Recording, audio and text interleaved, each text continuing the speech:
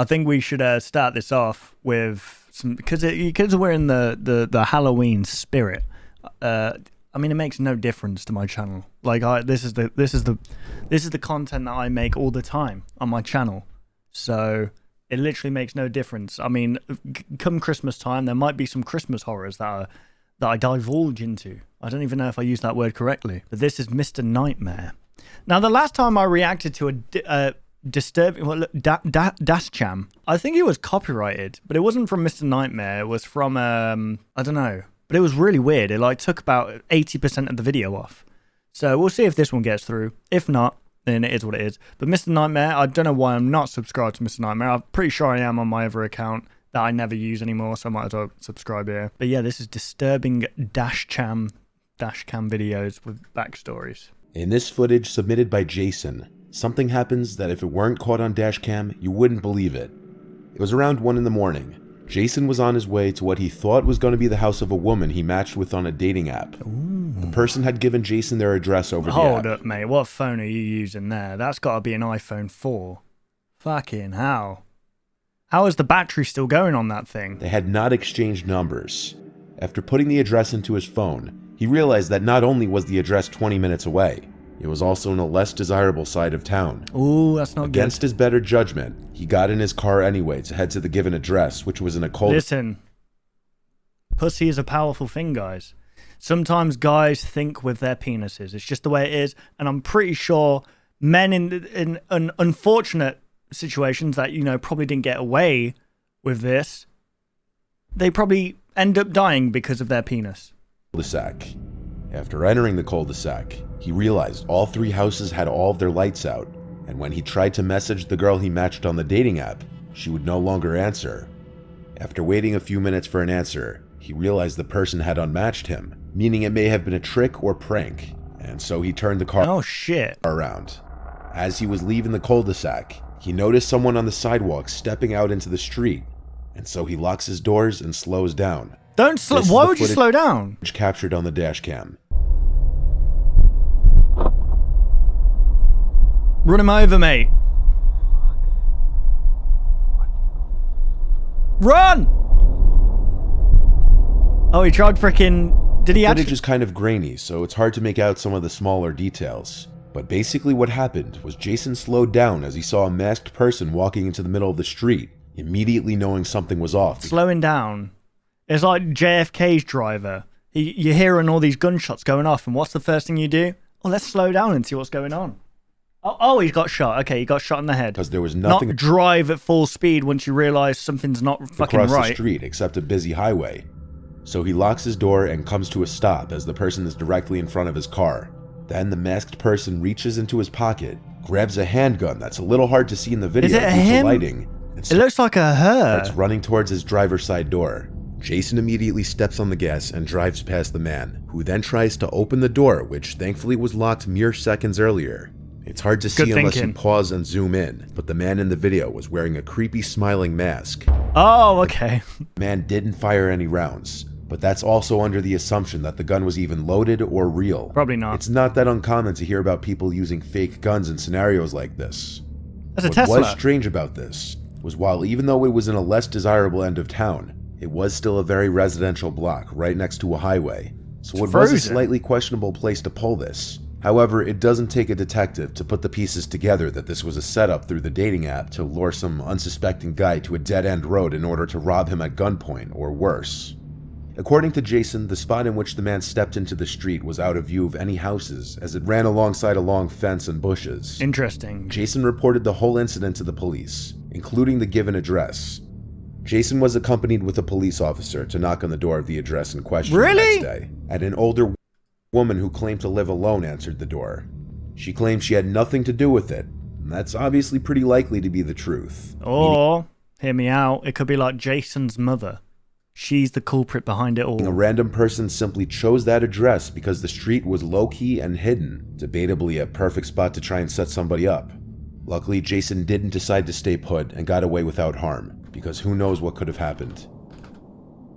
Before the next clip, I just want to talk about today's sponsor, Aura. It's good to get sponsored for this kind of content. I read a lot of horror stories on this channel, but a growing horror story in America that more and more people are falling victim to is identity theft. Oh, with there God. being a new Identity theft is not a joke, Jim. victim every 14 seconds. Identity theft is not a joke, Jim. On November 23rd, 2016, the day before Thanksgiving, a fire began on the Chimney Tops Trail in the Great Smoky Mountains National Park. Park. Look at that.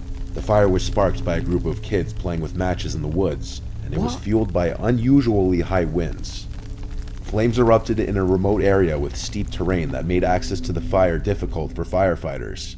Shit. Crews spent 3 days working to create a containment area. Imagine being those kids, because I remember being a kid and playing with fire. This is why you don't play with fire, guys, in the woods, okay? Lower down the mountain. Helicopters flew overhead doing bucket drops to attempt to slow the spread of the fire. On the 4th day, winds picked up and the fire spread, but the Gatlinburg fire chief said projections showed no immediate threat to Gatlinburg. Damn. Despite the predictions, on Monday, November 28th, dry weather and extreme winds caused the fire to grow rapidly. That evening, wind gusts of up to 87 miles per hour sent embers flying into Gatlinburg, wreaking havoc on the city and surrounding communities. Jesus. Town officials reported that evacuation alerts were sent out to residents' cell phones, but It many reminds me of residents said the London riots. I forgot when that was. I think it was like the 2010s. I forgot when it was specifically. I think it was the 2010s. And they set fire to the Sony factory, I think. And the whole motorway was covered in this black smoke. Like, you couldn't see through the smoke. they never received any alerts. 14 people were killed and 191 people were injured in the fire. Damn. The flames destroyed nearly 2,500 homes and left an estimated $2 billion worth of damages. Resident Michael Luciano recorded his and his stepbrother's horrifying escape down the mountain. During the drive down, just about every single passing cabin is seen engulfed in flames. Oh, Jesus, man. I'm on a highway to hell. I'm on a high. I shouldn't laugh about it, like joke about it, but yeah, it's We'll get out of it. that's Hit pretty the bad. gas. I can't see. You can see. You can't see Why is every cabin on fire? because it's fire and the cabins are made of wood. Fuck. I don't know about this. Jeez. Just started at Natty Branch. We're going the wrong way. What? What? Oh, there's a dog in the back. You can hear the dog. Beautiful cabin too. It reminds me of The At Last of multiple Us. points, the two men find themselves stuck behind fallen trees. Shit.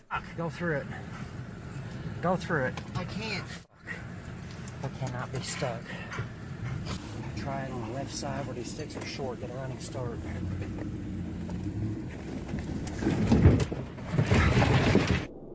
Even at one point getting Wow. stuck behind another driver, which happened to be an old man who rolled his window down to tell Michael that he couldn't see.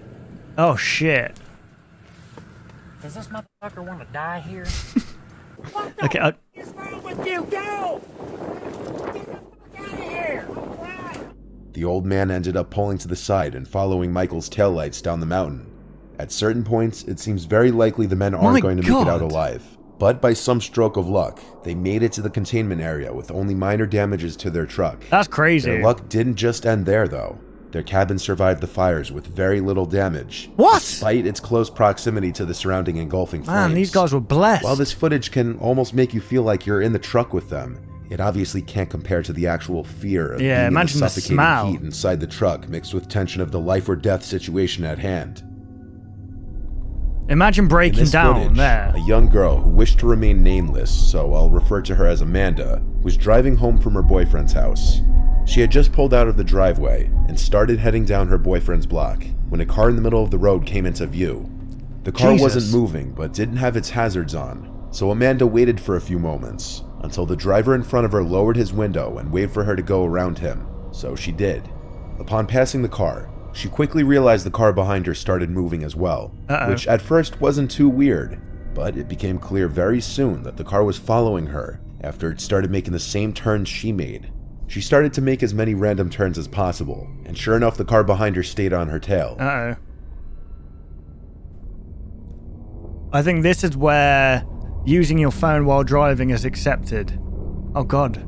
Getting close. She then calls her boyfriend, which I muted at her request for privacy. And she explained to him that somebody was following her. Why would you call the boyfriend and not the police? Keep calm and everything would be fine, and to just drive to the nearest police station. So she looked up the nearest police precincts, and when they were only a few blocks away from it, the car behind her turned the opposite way, likely because they knew she was going to the police station. Still on the phone with her boyfriend, she told him the car behind her turned a different direction. You know, so her boyfriend. I feel sorry for women. Because they've got to go through some, like, they got to put up with this shit. Assured her she should be. I mean, obviously, I don't think this person would have known that a female was driving the car. I don't know. Just be cautious. Amanda drove home after this, which was in the same town, so it was unlikely to be a long trip home. She even checked to make sure the coast was clear before parking her car and going inside. Oh, God. But later in the night, she woke up to this.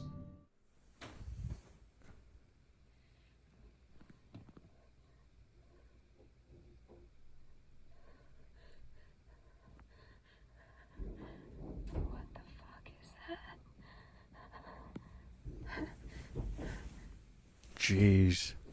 That's scary, man.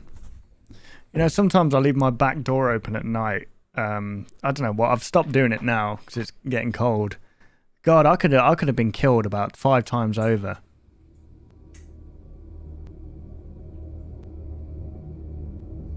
Amanda heard sounds right outside her bedroom window, like someone was trying to lift it open from the outside. Oh my God. When she turned the lamp on, the noise stopped. Listen, ladies, I mean, I understand why Americans have guns in situations like this.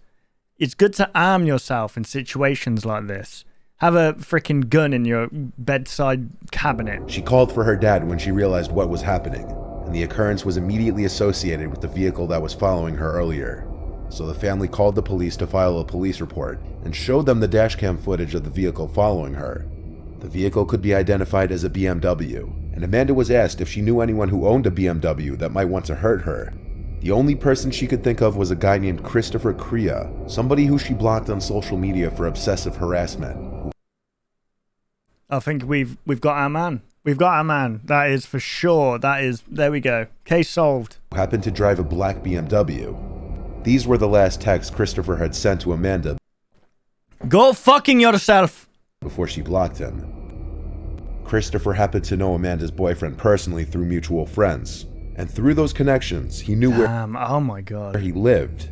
Either get yourself a gun, or if guns aren't available in your country, learn some kind of combat sport and just kick their ass. So the idea that this Christopher guy waited outside Amanda's boyfriend's house suddenly became a possibility.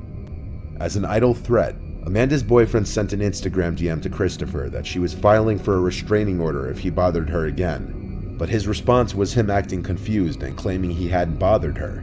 Whether it was acting or not is a mystery, but nothing happens again at Amanda's house after that. So it doesn't seem too far-fetched that it could have been this Christopher guy. Okay. The following dashcam footage was taken in the vehicle of Uber driver Christina Spikuza.